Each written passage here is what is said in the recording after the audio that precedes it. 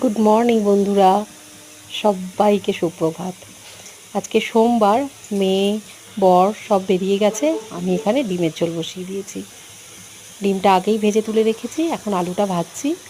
আদা বাটা, রসুন বাটা, পেঁয়াজ বাটা, টমেটো, নুন, হলুদ, লঙ্কার গুঁড়ো সব দিয়ে ওটা কষিয়ে নিচ্ছি।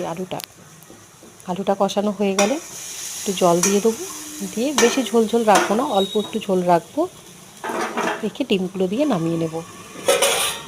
আর এদিকে একটু গরম জল বসিয়েছি, ফুলকপিগুলো একটু ভাপিয়ে নেবো। একটু ফুলকপিরও তরকারি করব, নিরামিষ, টমেটো ধনে পাতা দিয়ে।